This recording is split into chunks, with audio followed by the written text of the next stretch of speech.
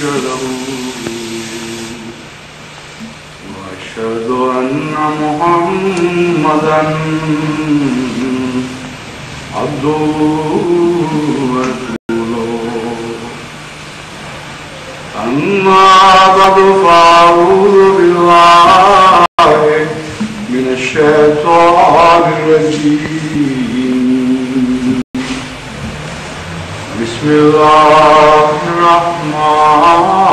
الرحيم الحمد لله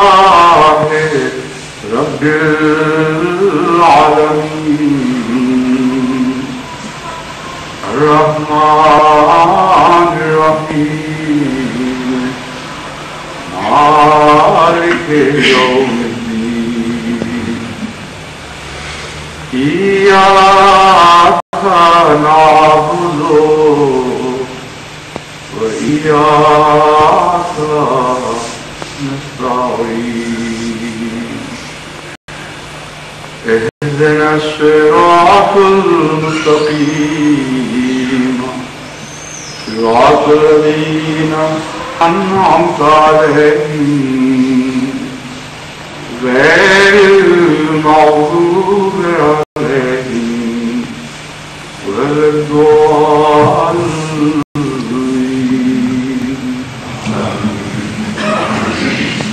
لأنتم أشد رهبة في صدورهم من الله ذلك بأنهم قوم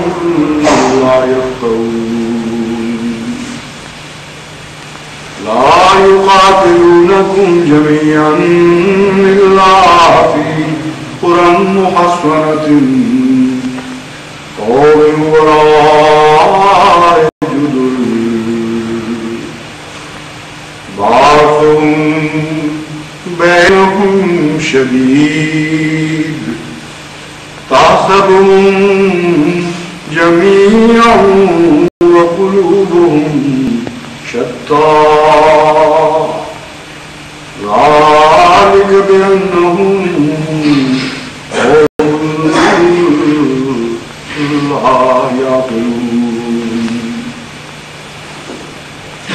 كمثل الذين من قبلهم قريبا ضاقوا وبال أمرهم ولهم عذاب أليم.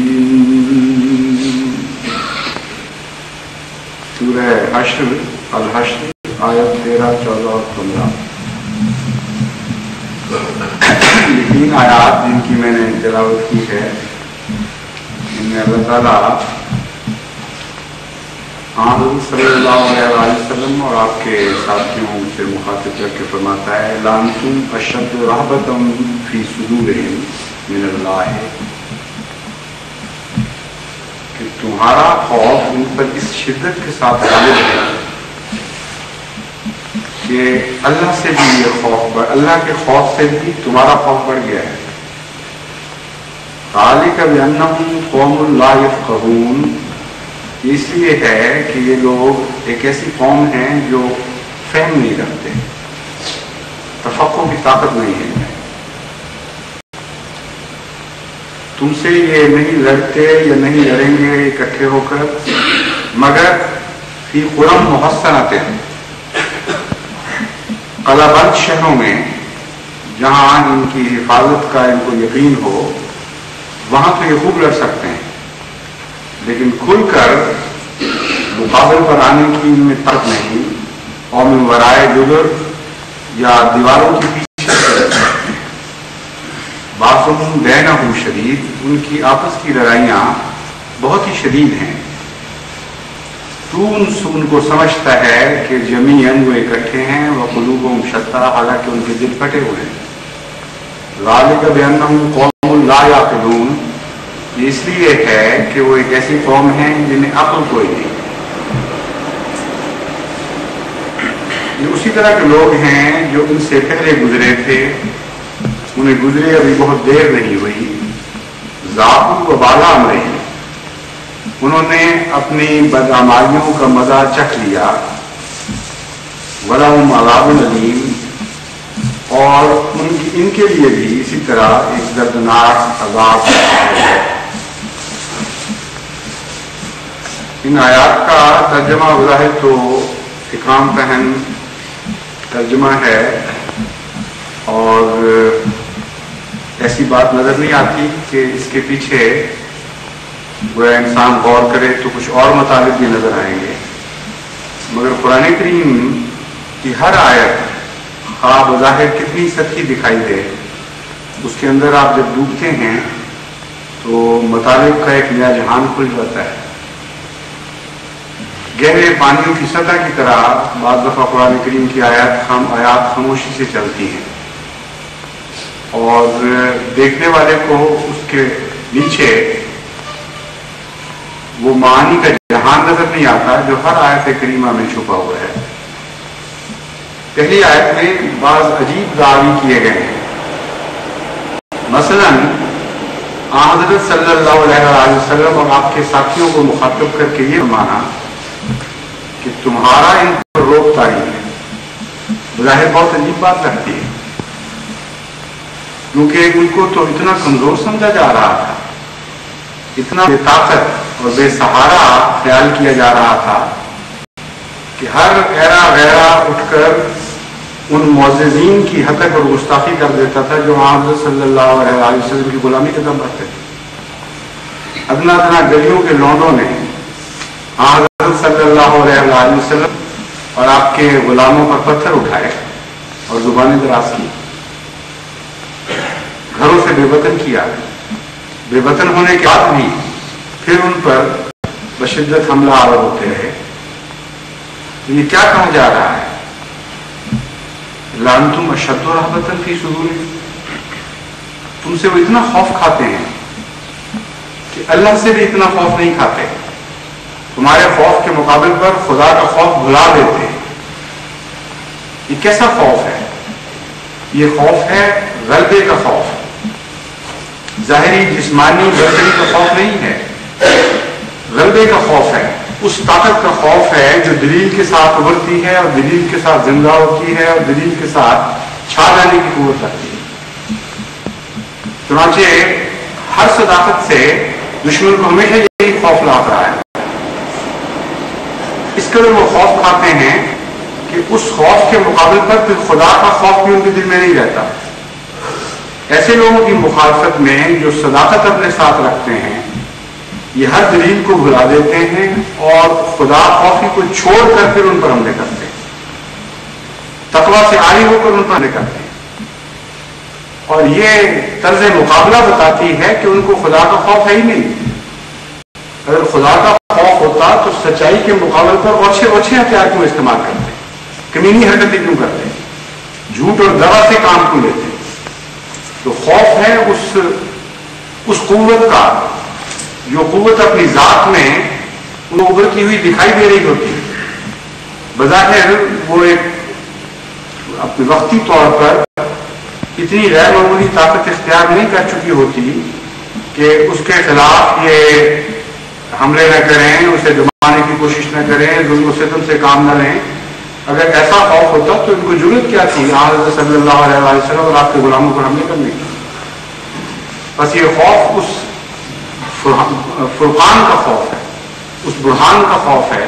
جو اسلام اپنے ساتھ لایا تھا۔ یہ ویسا ہی خوف ہے جیسا اندھیرے کو روشنی سے ہو، صبح کی پہلی کرن سے بھی رات خوف کھاتی ہے، اگرچہ وہ رات کو دبا نہیں سکتی، لیکن رات کا دل جانتا ہے کہ صبح کی پہلی کرن مجھے کھا جائے گی اور میرا وجود مٹا دے گی اس دنیا سے۔ اسی قسم کا خوف صداقت کے دشمنوں کو ہوا کرتا ہے، اور پھر ان کے حملے ہیں ان میں بھی ان کی حملوں کی طرز میں وہی خوف جاری رہتا ہے اور نمایاں طور پر دکھائی دیتا ہے۔ اب جماعت احمدیہ کے ساتھ جو ظلم و ستم روا رکھے جا رہے ہیں ان میں یہ پہلو بھی موجود ہے اور وہ دوسرا پہلو بھی موجود ہے جس کا اس آیت میں آئندہ ذکر کیا گیا ہے، لا یقاتلونکم جمیعا الا فی قری محصنۃ، تم پر یہ حملے محفوظ قلعہ بند شہروں میں بیٹھ کے کرتے ہیں، ایسے ممالک میں کرتے ہیں جہاں ان کو پتہ ہے کہ آگے سے جواب نہیں دیا جا سکتا، ایسے ممالک میں کرتے ہیں جہاں ان کو پتہ ہے کہ انہیں ظاہری مادی غلبہ حاصل ہے اور یہ حکومتوں کی حفاظت میں بیٹھے ہیں، جہاں کھلی آزاد دنیا ہے وہاں ان کی جان نہیں ملتی ہے، تمہارا مقابلہ کرتے ہیں، وہاں یہ بھاگتے ہیں تمہیں دیکھ کر۔ کیسی عظیم بات بیان فرمائی ہے، کیسا نفسیاتی نقطہ قرآن کریم نے کھول دیا کہ ان کا طرز مجادلہ تمہیں بتا دے گا کہ بزدل لوگ یہ کتابیں ضبط کرنا، یہ ایک طرف سے گل بکے چلے جانا اور دوسری طرف سے بات کرنے کی اجازت نہ دینا، یہ یہی قصہ ہے جو قرآن کریم بیان فرما رہا ہے۔ یقاتلونکم جمیعا الا فی قری محصنۃ او من وراء جدر، انہوں نے جو دنیاوی طاقتوں کی دیواریں کھڑی کی ہوئی ہیں ان کے پیچھے سے حملے کرتے ہیں، اور یہ ان کا رویہ صرف ایک سمت میں نہیں ہوتا، ہر سمت میں ان کا یہ طریقہ کار ہوتا ہے، اور یہ طریقہ کار کسی غائب نظر کے لیے چھپ نہیں سکتا۔ دشمن اسلام طاقتیں بڑی بڑی ہیں دنیا میں، کئی قسم کے خطرات اسلام کو لاحق ہیں، اپنے محفوظ قلعوں میں تو ان کے خلاف جتنی مرضی باتیں کرتے ہیں، یہ ضرورت، یہ توفیق کہ باہر نکل کر ہم دشمن طاقتوں کا مقابلہ کریں اور ان کو رنگے دیں، ان کو چیلنج دیں، ان کے گھیرے میں آ کر پھر ان کا مقابلہ کر رہے ہیں، یہ توفیق نہیں پاتے۔ یہ توفیق کس کو ہے وہ میں بعد میں بتاؤں گا۔ تحسبهم جميعا وقلوبهم شتى، ان کے دل پھٹے ہوئے ہیں اور تم سمجھ رہے ہو کہ وہ اکٹھے ہو گئے۔ کیوں سمجھ رہے ہو اکٹھے ہو گئے؟ اس میں بھی ایک گہرا فلسفہ بیان فرمایا ہے کہ ان کا اجتماع تمہاری مخالفت کی وجہ سے ہے، فی ذات ہی ان کے آپس میں کوئی تعلق نہیں، ایک دوسرے کے شدید دشمن ہونے کے باوجود تمہاری دشمنی اور تمہارا خوف اتنا غالب ہے کہ اس وقت یہ اپنی دشمنیوں کو بلا لیتے ہیں، لیکن جینے کے آثار نہیں ہیں۔ جینے کے آثار تو یہ ہوتے ہیں کہ فی ذات ہی ایک اندرونی قوت ہو محبت کی جو قوم کو اکٹھا کر رہی ہے۔ چنانچہ اسی کو محبت کہا جاتا ہے الکفر ملت واحدہ، ملت واحدہ جو کفر میں تم دیکھتے ہو وہ انکار کی طاقت سے، کسی انکار کی وجہ سے اکٹھے ہو رہے ہیں، کسی مثبت وجہ سے اکٹھے نہیں ہو رہے۔ ذالک بانہم قوم لا یعقلون، عقل بالکل نہیں ہے ان میں، اس اجتماع، اس اتحاد کے تو معنی کوئی نہیں ہوا کرتا۔ کامن انیمی فیکٹر اگر ظاہر ہو جائے، یعنی ایک دشمن کا تصور یا ایک خوف کا تصور، تو اکٹھے ہو جاتے ہیں۔ اس طرح تو جانور بھی اکٹھے ہو جایا کرتے ہیں، شیر اور بکری بھی اکٹھے ہو جایا کرتے ہیں، بھیڑیے اور بکریاں، یہ بھی بھیڑیے اور بھیڑے بھی اکٹھے ہو جایا کرتے ہیں۔ چنانچہ ایک مصور نے اس تصور کو اس طرح باندھا ہے، ایک نہایت ہی خوفناک آندھی اور طوفان دکھایا ہے تصویر میں،